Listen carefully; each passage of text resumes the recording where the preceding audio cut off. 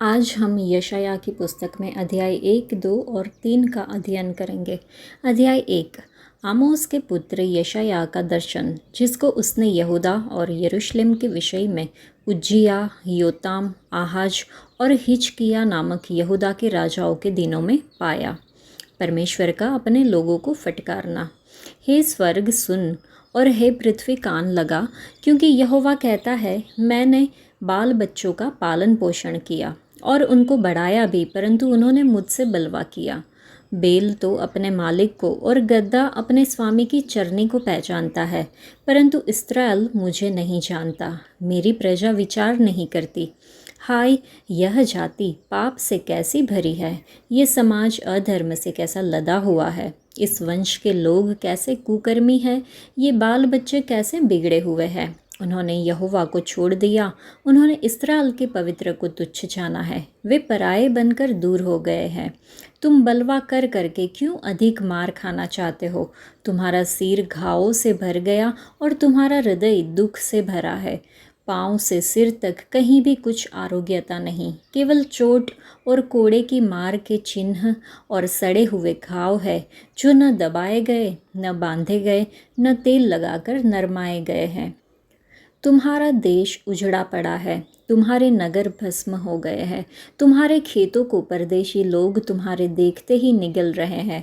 वह परदेशियों द्वारा नष्ट किए गए देश के समान उजाड़ है, और सियोन की बेटी दाख की बारी में की झोपड़ी के समान छोड़ दी गई है, या ककड़ी के खेत में के मचान या घिरे हुए नगर के समान अकेली खड़ी है। यदि सेनाओं का यहोवा हमारे थोड़े से लोगों को न बचा रखता, तो हम सदोम के समान हो जाते और अमोरा के समान ठहरते। हे सदोम के न्यायियों, यहोवा का वचन सुनो। हे अमोरा की प्रजा, हमारे परमेश्वर की शिक्षा पर कान लगा। यहोवा यह कहता है, तुम्हारे बहुत से मेल बलि मेरे किस काम के हैं? मैं तो मेढ़ों के होम बलियों से और पाले हुए पशुओं की चर्बी से अधा गया हूँ। मैं बछड़ों या भेड़ के बच्चों या बकरों के लहू से प्रसन्न नहीं होता। तुम जब अपने मुंह मुझे दिखाने के लिए आते हो, तब यह कौन चाहता है कि तुम मेरे आंगनों को पाँव से रौंदो? व्यर्थ अनबलि फिर मत लाओ। धूप से मुझे घृणा है। नए चांद और विश्राम दिन का मनाना और सभाओं का प्रचार करना, यह मुझे बुरा लगता है। महासभा के साथ ही साथ अनर्थ काम करना मुझसे सहा नहीं जाता। तुम्हारे नए चांदों और नियत पर्वों के मानने से मैं जी से बैर रखता हूँ। वे सब मुझे बोझ जान पड़ते हैं, मैं उनको सहते सहते उकता गया हूँ। जब तुम मेरी ओर हाथ फैलाओ, तब मैं तुमसे मुख फेर लूँगा। तुम कितनी भी प्रार्थना क्यों न करो, तो भी मैं तुम्हारी न सुनूंगा, क्योंकि तुम्हारे हाथ खून से भरे हैं। अपने को धोकर पवित्र करो, मेरी आंखों के सामने से अपने बुरे कामों को दूर करो। भविष्य में बुराई करना छोड़ दो, भलाई करना सीखो। यत्न से न्याय करो, उपद्रवी को सुधारो, अनाथ का न्याय चुकाओ, विधवा का मुकदमा लड़ो। यहोवा कहता है, आओ हम आपस में वाद विवाद करें। तुम्हारे पाप चाहे लाल रंग के हो, तो भी वे हिम के समान उजले हो जाएंगे, और चाहे अर्गवानी रंग के हो, तो भी वे ऊन के समान श्वेत हो जाएंगे। यदि तुम आज्ञाकारी होकर मेरी मानो, तो इस देश के उत्तम पदार्थ खाओगे, और यदि तुम न मानो और बलवा करो, तो तलवार से मारे जाओगे। यहोवा का यही वचन है। जो नगरी सती साध्वी थी, वह कैसे व्यभिचारिण हो गई। वह न्याय से भरी थी और उसमें धर्म पाया जाता था, परंतु अब उसमें हत्यारे ही पाए जाते हैं। तेरी चांदी धातु का मेल हो गई, तेरे दाख मधु में पानी मिल गया है। तेरे हाकिम हठीले और चोरों से मिले हैं। वे सब के सब घूस खाने वाले और भेंट के लालची है। वे अनाथ का न्याय नहीं करते और न विधवा का मुकदमा अपने पास आने देते हैं। इस कारण प्रभु सेनाओं के यहोवा, इस्राएल के शक्तिमान की यह वाणी है, सुनो, मैं अपने शत्रुओं को दूर करके शांति पाऊंगा और अपने बेरियों से पलटा लूँगा। मैं तुम पर हाथ बढ़ाकर तुम्हारा धातु का मेल पूरी रीति से भस्म करूँगा और तुम्हारी मिलावट पूरी रीति से दूर करूँगा। मैं तुम में पहले के समान न्यायी और आदिकाल के समान मंत्री फिर नियुक्त करूँगा। उसके बाद तू धर्मपुरी और विश्वास योग्य नगरी कहलाएगी। सिय्योन न्याय के द्वारा और जो उसमें फिरेंगे वे धर्म के द्वारा छुड़ा लिए जाएंगे। परंतु बलवाइयों और पापियों का एक संग नाश होगा और जिन्होंने यहोवा को त्यागा है उनका अंत हो जाएगा, क्योंकि जिन बांज वृक्षों से तुम प्रीति रखते थे उनसे वे लज्जित होंगे और जिन बारियों से तुम प्रसन्न रहते थे उनके कारण तुम्हारे मुंह काले होंगे, क्योंकि तुम पत्ते मुरझाए हुए बांज वृक्ष के और बिना जल की बारी के समान हो जाओगे। बलवान तो सन और उसका काम चिंगारी बनेगा और दोनों एक साथ जलेंगे और कोई बुझाने वाला न होगा। इस अध्याय में पश्चाताप के आह्वान के बारे में हम देख सकते हैं। आमोस के पुत्र यशायाह का दर्शन जो उसने यहूदा और यरूशलेम के बारे में यहूदा के राजा उज्जियाह, योताम और आहाज और हिजकिय्याह के दिनों में देखा था। हे स्वर्ग सुन और हे पृथ्वी कान लगा, क्योंकि यहोवा कहता है, मैंने बाल बच्चों का पालन पोषण किया और उनको बढ़ाया भी, परंतु उन्होंने मुझसे बलवा किया। बेल तो अपने मालिक को और गदहा अपने स्वामी की चरनी को पहचानता है, परंतु इस्राएल मुझे नहीं जानता, मेरी प्रजा विचार नहीं करती। इस अध्याय में परमेश्वर इस्राएल के व्यर्थ रीति रिवाजों और नैतिक पतन के प्रति अपनी नाराज़गी व्यक्त करते हैं। वह लोगों को उनके पाखंड के लिए चेतावनी देते हैं, इस बात पर प्रकाश डालते हैं कि उनके बलिदान सच्चे पश्चाताप और न्याय के बिना कुछ भी मायने नहीं रखते। उनके पापों के बावजूद परमेश्वर उन्हें शुद्धिकरण और नवीनीकरण के लिए आमंत्रण देते हैं। उनसे आग्रह करते हैं कि आओ हम आपस में वाद विवाद करें। यह अध्याय सच्चे विश्वास की आवश्यकता और सामाजिक न्याय के महत्व के लिए माहौल निर्धारित करता है। सच्ची उपासना में दिल का समर्पण और नैतिक जीवन दोनों शामिल है। यशायाह की पुस्तक में आमोस के पुत्र यशायाह की भविष्यवाणियाँ हैं, जिन्होंने लगभग 20 वर्षों तक उत्तरी और दक्षिणी दोनों राज्यों की सेवकाई की। उत्तरी राज्य के पतन के बाद यशायाह ने लगभग 40 वर्षों तक यहूदा के लिए भविष्यवाणी करी। यशायाह होशे और मीका भविष्यवक्ताओं के समकालीन था। यशायाह के समय में इस्राएल एक छोटा देश था जो मिस्र, अशूर और बेबीलोन जैसी महाशक्तियों के युद्धों के बीच में फंसा हुआ था। यशायाह एक भविष्यवक्ता था जो ज़्यादातर यरूशलेम में रहता था। उनके लेखन में अन्य भविष्यवक्ताओं की लेखन विशेषताओं के साथ साथ उनकी सुंदर साहित्यिक शैली भी प्रकट होती है, जैसे दानियेल का साहस, यिर्मयाह की संवेदनशीलता, होशे का करुणामय स्वभाव और आमोस का उग्र क्रोध। यशायाह की पुस्तक मसीहा के बारे में कई भविष्यवाणियों से भरी हुई है। अपनी पुस्तक में यशायाह ने स्वर्ग और पृथ्वी को साक्षी के रूप में बुलाया, क्योंकि परमेश्वर ने यहूदा के विरुद्ध बात कही थी। अगुवों और लोग विद्रोही बच्चों की तरह थे, जिन्होंने परमेश्वर को अस्वीकार किया और उनकी आज्ञा का उल्लंघन किया। वे अधर्मियों का समाज बन गए थे, जिन्होंने परमेश्वर को क्रोधित किया था। परमेश्वर चाहते थे कि वे पश्चाताप करें, लेकिन वे उनकी ओर नहीं लौटे। उनके विद्रोह के बीच में यहूदा ने अपने समारोहों और अनुष्ठानों को जारी रखा। बलिदान, होम बलि, सभाएं और पवित्र बैठकें जिनसे परमेश्वर थक चुके थे। यहूदा ने परमेश्वर के सामने अपने हाथ फैलाते हुए भावपूर्ण और भावनात्मक प्रार्थनाएं की होगी, लेकिन परमेश्वर ने उनकी प्रार्थनाओं को खोखला और निरर्थक पाया, क्योंकि यहूदा के हाथ लहू और बुराई से भरे हुए थे। यहूदा के अगुवों और उनके लोगों का भ्रष्टाचार एक दूसरे के साथ उनके बुरे व्यवहार में प्रकट हुआ। परमेश्वर ने लोगों को अपने पास आने और वाद विवाद करने के लिए आमंत्रित किया। परमेश्वर ने पश्चाताप करने वाले नम्र यहूदा को पाप से एक सच्ची और पूरी तरह से शुद्धि प्रदान करी। उन्होंने एक विकल्प दिया कि उनके मन को समर्पित करने और उनके द्वारा निर्देशित होने के लिए तैयार करने के लिए कहा। यदि उन्होंने विद्रोह किया और ऐसा करने से इनकार कर दिया तो उन्हें परिणाम भुगतने होंगे। अब हमें फैसला करना है, क्या हम परमेश्वर के दर्शन को स्वीकार करते हैं जिसके कारण यीशु की बलिदान पूर्ण मृत्यु हुई। एक बार जब हम ऐसा कर लेते हैं तो क्या हम परमेश्वर के वचन को स्वीकार करते हैं जो हमारी आत्माओं को शुद्ध और पवित्र करता है, या हम सांसारिक दर्शनों को प्राथमिकता देते हैं? इस अध्याय के वचन 13 से 20 में प्रभु का मुख सलाह देता है, अपने आप को धोकर शुद्ध करो या पवित्र करो, बुराई को दूर करो या बुराई करना बंद करो, भलाई करना सीखो, यत्न से न्याय करो, उत्पीड़ितों की रक्षा करो, अनाथ का न्याय चुकाओ, विधवा का मुकदमा लड़ो।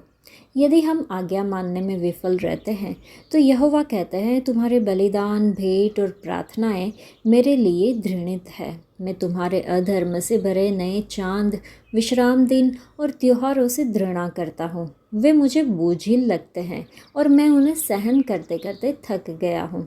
कल्पना करें कि प्रभु हमारे को ये वचन व्यक्त करने या कहने में कितने दर्द महसूस कर रहे होंगे।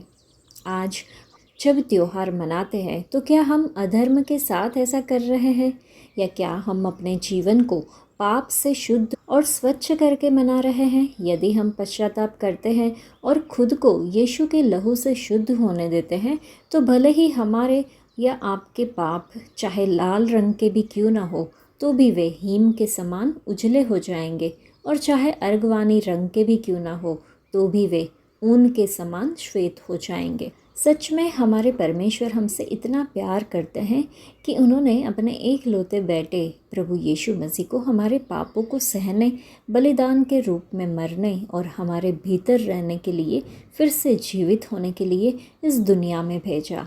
इस उद्देश्य के लिए यीशु का जन्म हुआ।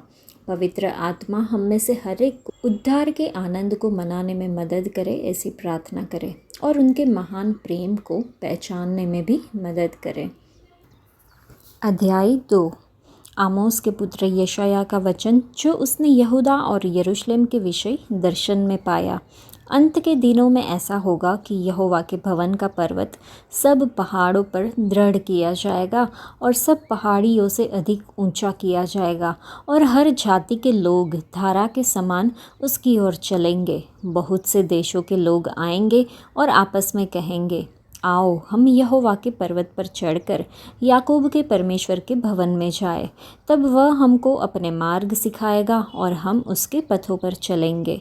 क्योंकि यहोवा की व्यवस्था सिय्योन से और उसका वचन यरूशलेम से निकलेगा। वह जाति जाति का न्याय करेगा और देश देश के लोगों के झगड़ों को मिटाएगा, और वे अपनी तलवारें पीटकर हल के फाल और अपने भालों को हंसियाँ बनाएंगे। तब एक जाति दूसरी जाति के विरुद्ध फिर तलवार न चलाएगी, न लोग भविष्य में युद्ध की विद्या सीखेंगे। हे याकूब के घराने, आ हम यहोवा के प्रकाश में चले। तूने अपनी प्रजा याकूब के घराने को त्याग दिया है, क्योंकि वे पूर्व देश के व्यवहार पर तन मन से चलते और पलिश्तियों के समान टोना करते हैं और परदेशियों के साथ हाथ मिलाते हैं। उनका देश चांदी और सोने से भरपूर है और उनके रखे हुए धन की सीमा नहीं। उनका देश घोड़ों से भरपूर है और उनके रथ अनगिनत है। उनका देश मूर्तों से भरा है। वे अपने हाथों की बनाई हुई वस्तुओं को, जिन्हें उन्होंने अपनी उंगलियों से संवारा है, दंडवत करते हैं। इससे मनुष्य झुकते और बड़े मनुष्य नीचे किए गए हैं। इस कारण उनको क्षमा न कर।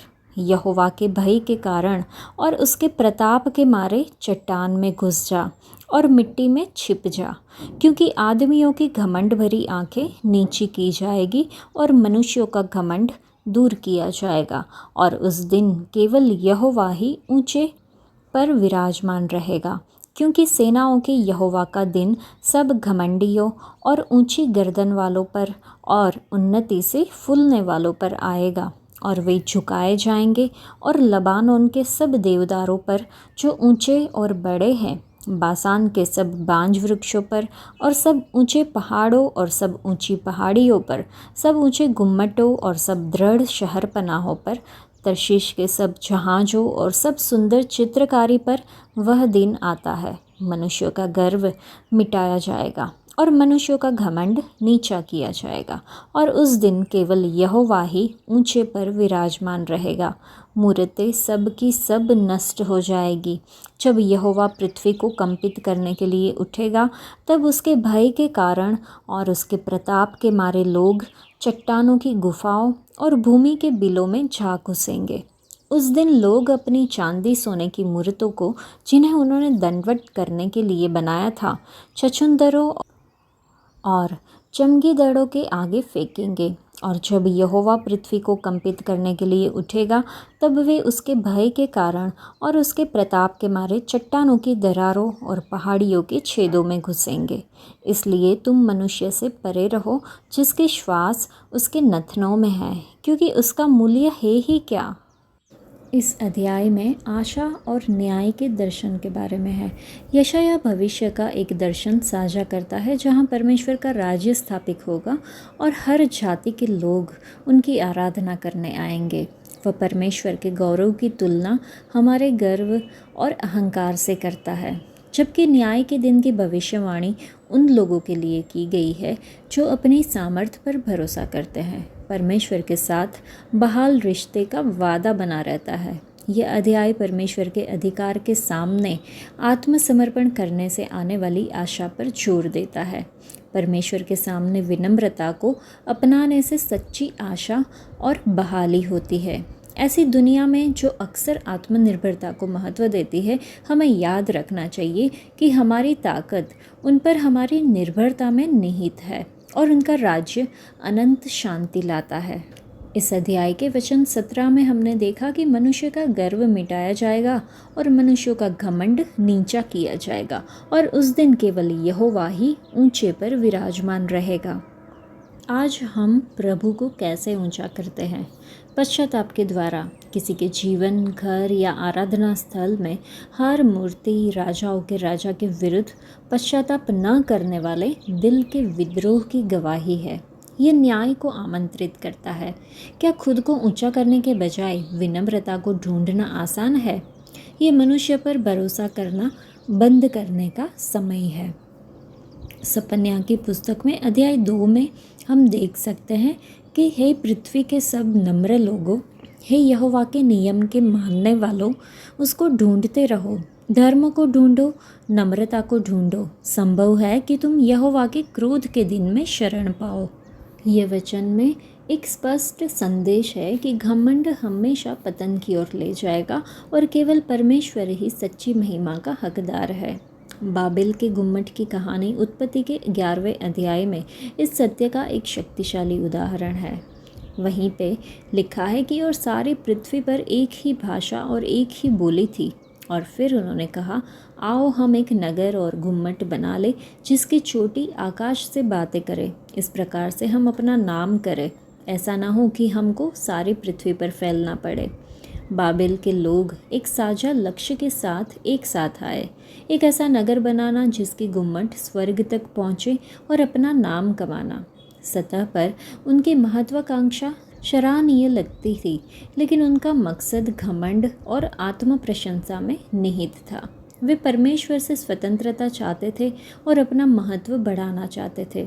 हालांकि परमेश्वर ने उनकी योजनाओं को बाधित कर दिया।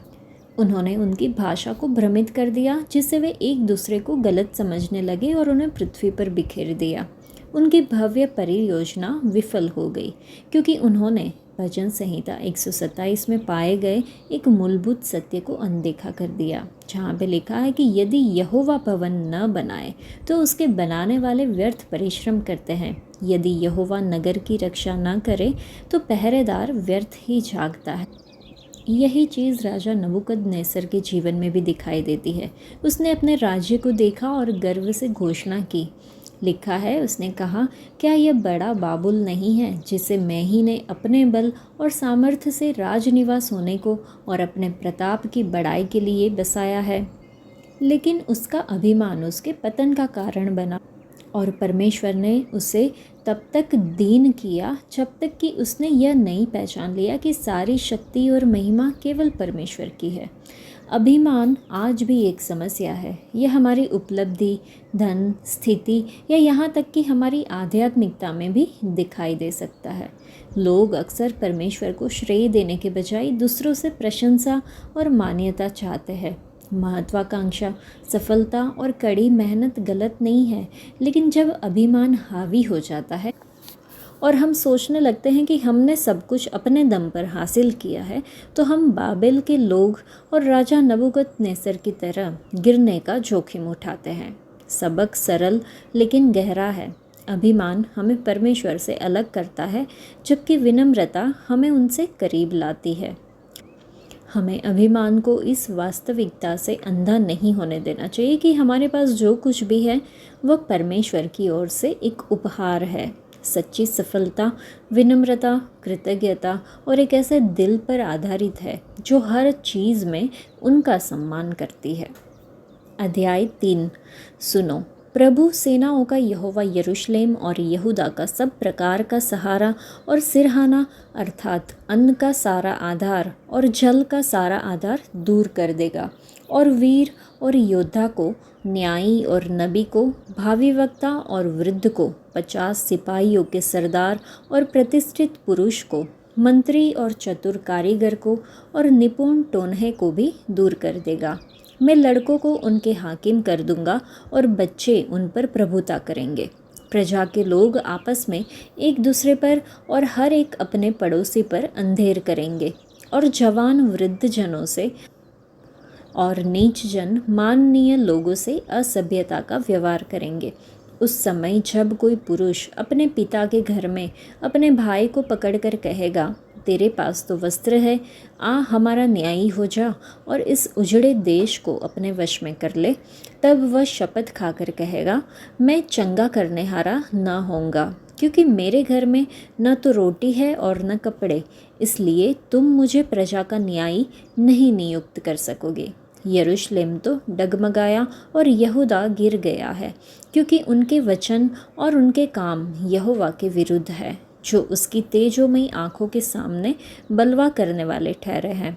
उनका चेहरा भी उनके विरुद्ध साक्षी देता है। वे सदोमियों के समान अपने पाप को आप ही बखानते और नहीं छिपाते हैं। उन पर हाय, क्योंकि उन्होंने अपनी हानि आप ही की है। धर्मियों से कहो कि उनका भला होगा, क्योंकि वे अपने कामों का फल प्राप्त करेंगे।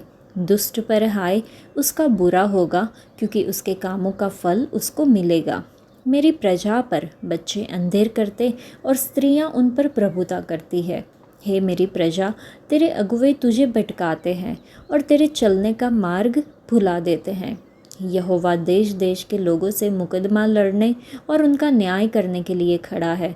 यहोवा अपनी प्रजा के वृद्ध और हाकिमों के साथ ये विवाद करता है। तुम ही ने बारी की दाख खा डाली है और दिन लोगों का धन लूट कर तुमने अपने घरों में रखा है। सेनाओं के प्रभु यहोवा की यह वाणी है, तुम क्यों मेरी प्रजा को दलते और दिन लोगों को पीस डालते हो। यरूशलेम की स्त्रियों को चेतावनी, यहोवा ने यह भी कहा है, क्योंकि सियोन की स्त्रियां घमंड करती और सिर ऊंचे किए, आंखें मटकाती और घुंघरूओं को छमछमाती हुई ठुमुक ठुमुक चलती है, इसलिए प्रभु यहोवा उनके सिर को गंजा करेगा और उनके तन को उघरवाएगा। उस समय प्रभु घुंघरूओं, झालियों, चंद्रहारों, झुमकों, कड़ों, घूंघटों, पगड़ियों, पेकरियों, पटुकों, सुगंध पात्रों, कंडों, अंगूठियों, नथों, सुंदर वस्त्रों, कुर्तियों, चद्दरों, बटुओं, दर्पणों, मलमल के वस्त्रों, बुंदियों, दुपट्टों, इन सबों की शोभा को दूर करेगा। सुगंध के बदले सड़ाहट, सुंदर करदनी के बदले बंधन की रस्सी, गूंथे हुए बालों के बदले गंजापन, सुंदर पटुके के बदले ताट की पेटी और सुंदरता के बदले दाग होंगे। तेरे पुरुष तलवार से और शूरवीर युद्ध में मारे जाएंगे, और उसके फाटकों में सांस भरना और विलाप करना होगा, और वह भूमि पर अकेली बैठी रहेगी। यह अध्याय परमेश्वर के विरुद्ध इस्राएल के विद्रोह के परिणामों पर प्रकाश डालता है। यशायाह मनोनीत न्याय का वर्णन करता है, जो अगुओं और लोगों पर उनके अन्याय और नैतिक भ्रष्टाचार के लिए आएगा। यह अध्याय समाज के विघटन को दर्शाता है, जहाँ बुद्धिमान और महान लोग धार्मिकता को बनाए रखने में अपनी विफलता के कारण नीचे गिर जाते हैं। परमेश्वर का न्याय एक अनुस्मारक के रूप में कार्य करता है कि पाप के वास्तविक परिणाम होते हैं जो व्यक्तियों और समुदाय दोनों को प्रभावित करते हैं। हमारे अगुओं और समुदाय की सत्यनिष्ठा एक न्यायपूर्ण समाज के लिए आवश्यक है। हमें धार्मिकता की वकालत करने और खुद को परमेश्वर के मानकों के प्रति जवाबदेह रखने के लिए बुलाया जाता है, ये समझते हुए कि हमारे कार्य अधिक अच्छाई को प्रभावित कर सकते हैं। इस अध्याय के वचन 8 और 9 को अगर हम पढ़ें तो लिखा है, यरूशलेम तो डगमगाया और यहूदा गिर गया है, क्योंकि उनके वचन और उनके काम यहोवा के विरुद्ध है, जो उसकी तेजोमयी आँखों के सामने बलवा करने वाले ठहरे, और उनका चेहरा भी उनके विरुद्ध साक्षी देता है। वे सदोमियों के समान अपने पाप को आप ही बखानते और नहीं छिपाते हैं। उन पर हाय, क्योंकि उन्होंने अपनी हानि आप ही की है। परमेश्वर ने सदोम और अमोरा को आग और गंधक से नष्ट कर दिया था, क्योंकि यह एक ऐसा शहर था जो समलैंगिकता के लिए समर्पित था।